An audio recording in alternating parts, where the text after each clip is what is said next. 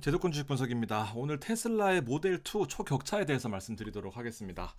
자, 어닝콜을 요약해 보면은요, 우리의 임무는 지속 가능한 에너지로서의 세계 전환을 가속화하는 것이다라고 밝히면서 이제 본인들의 약점을 솔직하게 얘기를 했었고, 그리고 새로운 모델에 대해서도 희망을 보이는 그런 메시지를 전했습니다. 어닝콜 이후에 테슬라 주가는 생각보다 많이 급등하면서 일단 가장 중요했던 게 로보택시 출시 계획으로 인해서 더 저렴한 10차 모델 2에 대해서 차량 계획을 취소했다라는 그 부분에 대해서 정면으로 반박하면서 모델 2에 대한 기대감을 시장에 호재로 반영시켰던 그런 어닝콜이었습니다. 자, 그리고 저는 이제 블룸버그를 볼 수 있는데요. 증권사에 다니는 특권이죠. 최근 수익의 걸림돌이었던 사이버 트럭에 대해서 비용도 절감될 가능성이 크고, 그리고 뭐 아픈 손가락이었긴 하지만 이제 기가팩토리 전체 인력 감축 뭐 10% 이상 된다라는 그런 얘기가 전해졌는데, 비용이 절감되면서 실제로 모델 2에도 생산 비용이 절감될 수 있겠다라고 그런 내용이 있었습니다. 자, 그리고 가장 중요했던 게 결국에는 AI 로봇인데요. 이 AI 로봇에 관련해서 뒤에 말씀드리겠지만, 일단 5천억 달러의 가치를 가지고 있다. 그리고 옵티머스 이 로봇의 잠재적인 사용으로 인해서 비용 절감이 엄청나다라는 그런 내용이 있었습니다. 자, 그리고 이제 도전해야 되는 부분은 결국 이제 BYD와의 경쟁인데, 이제 유럽에서 이제 승부수를 던지겠다라는 그런 부분 메시지까지 전했습니다. 자, 일단 메타하고 한번 비교를 해보겠습니다. 이제 1분기 어닝콜에서 완전히 극명하게 엇갈린 이제 그런 모습을 보였습니다. 자, 메타 같은 경우에는 지속적으로 매출이 늘어나는 구조를 보이면서 사실상 기대를 많이 모았었던 이제 그런 행보를 보였고요. 반면에 테슬라 같은 경우에는 187억, 그 다음에 233억, 그 다음에 213억 달러의 그 매출을 기록했으면서 전년비 대비해서 10%나 감소하는 모습 보였습니다. 특히나 주당 순이익 같은 경우에 더 뼈아픈 모습을 보였는데, 메타는 114%나 작년 동기 대비해서 증가한 반면 테슬라 같은 경우에는 55%나 감소하면서 사실상 주가는 반대로 갔어야 되는데, 실제로 메타와 테슬라의 주가를 비교해 보면 지금 뭐 계속해서 움직이고 있긴 하지만 테슬라는 12% 상승을 했고, 오히려 메타는 빠지는 모습을 보였습니다. 자, 결정적인 차이는 여러분들 다 아시겠지만 한 번 더 정리를 해봤습니다.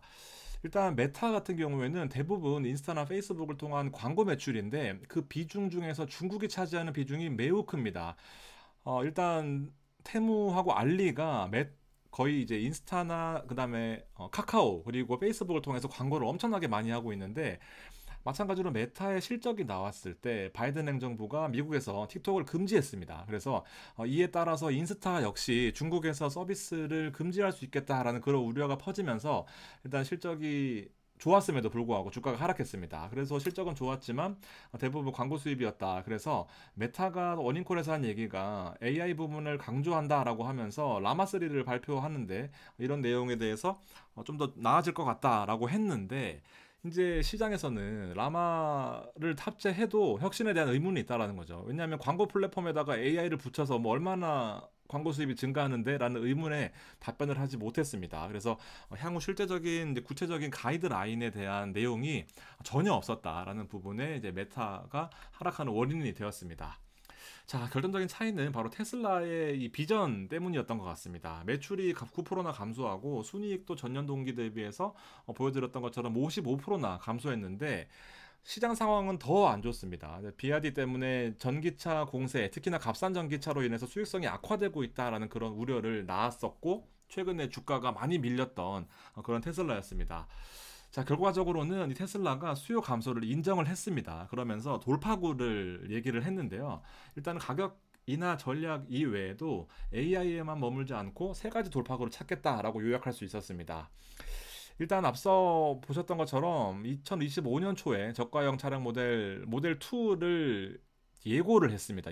출시 예고인데, 일단 3,400만 원, 우리 돈으로 2만 5천 불 정도 될 것이다라고 예고하면서 우리 돈으로 3천만 원대의 전기차를 예고했습니다. 전기차 회사지만 전기차에 머무르지 않고 AI도 지속적으로 개발을 한다라고 했고, 중국의 전기차 공세는 결국 가격과 기술로 승부하겠다라는 내용인데요.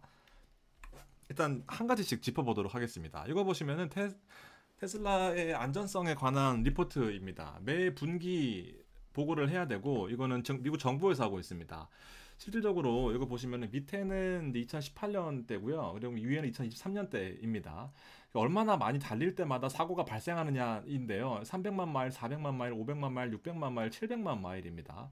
예전에도 일단 이 오토파일럿을 켰을 때가 파란색이고요. 오토파일럿을 켜지 않았을 때가 이 바로 밑에 일반적인 평균입니다. 그래서 보시면은 이제 매 분기 발표되는 이 테슬라의 그 평가에 따르면 오토파일럿 주행 시 사고 확률이, 그러니까 사고 확률이 아니라 이만큼 주행했을 때 한 건이 발생한다는 거고요. 이만큼 개선이 많이 된 거죠. 이만큼 운행했을 때 사고가 한 건 발생한다라는 겁니다.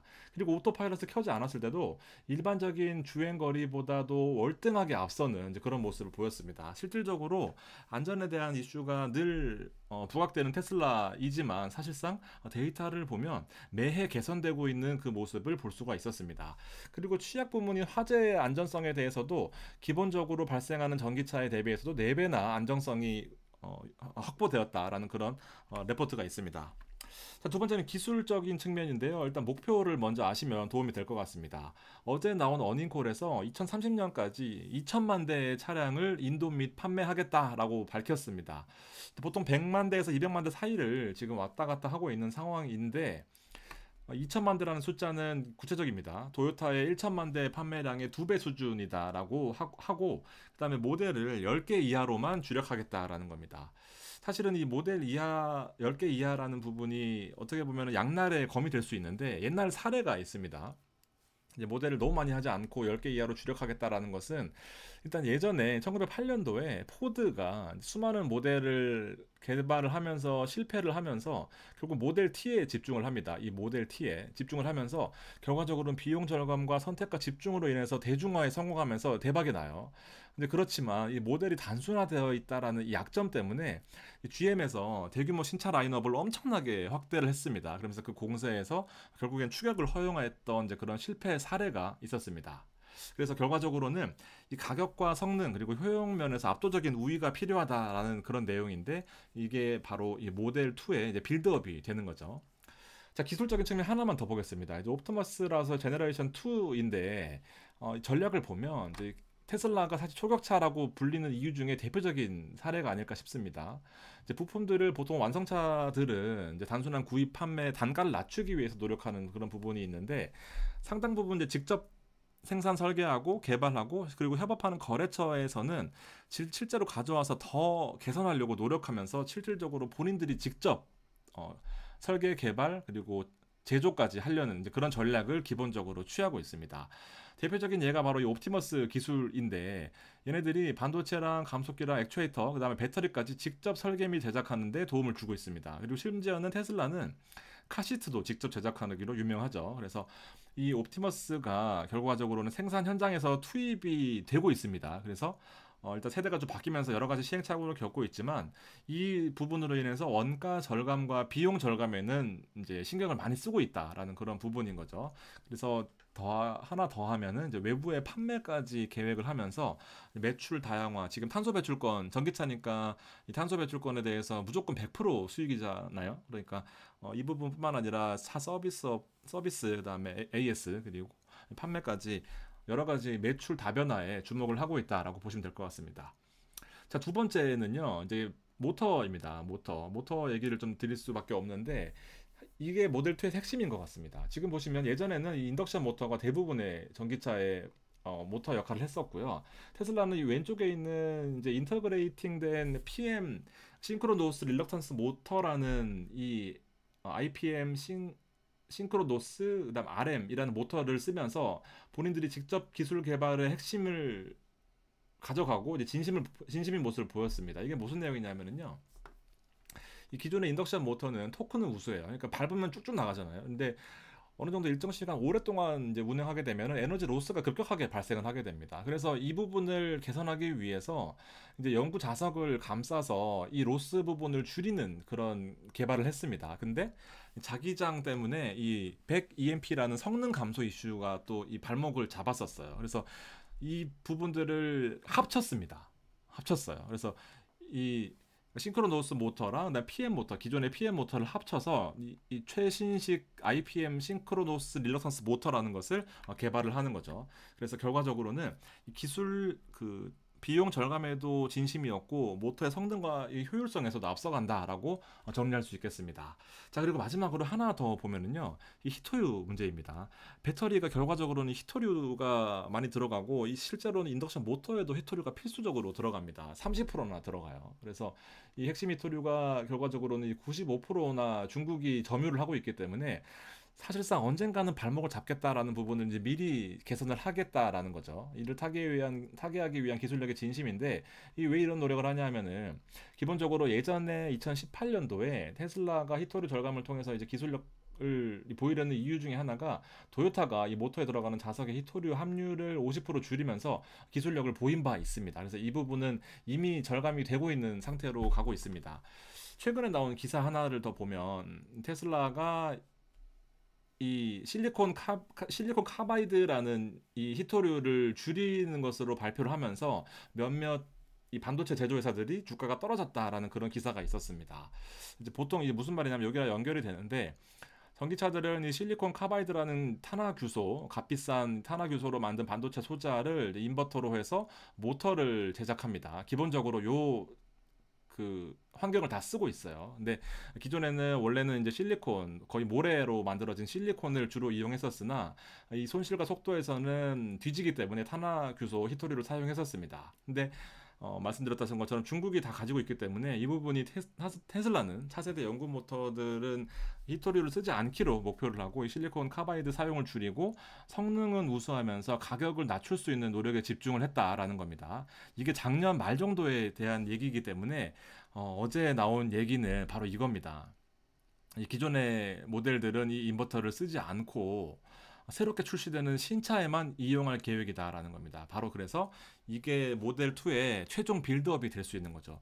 비용은 줄어드는데 성능은 더 좋아지고 히토리도 쓰지 않으면서 안정적으로 기술 개발의 집약체인 거죠. 그래서 그 부분을 이제 모델 2로 인해서 집약시켰다라는 겁니다. 정리를 해보면 첫 번째는 이제 BYD와의 경쟁력이 확보가 돼야 된다는 게 가장 중요한 부분인 것 같습니다. 수익성이 악화된 이유 중에도 이 중국산 BYD가 워낙 치고 올라오는 속도가 빠르기 때문에, 그리고 안전성도 확보가 됐고 계속 될 거고 되고 있습니다. 이 부분도 사실 중점적인 부분이긴 한데, BYD는 이쪽보다는 원가 절감에 좀 주력을 하고 있기 때문에 이 부분들 동시에 챙기고 있는 테슬라입니다. 그리고 최고의 광고 효과는 바로 이 어닝콜이었죠. 주가가 오르면서 사실 지금 기대감이 가장 증폭되고 있는 이제 그런 상황입니다.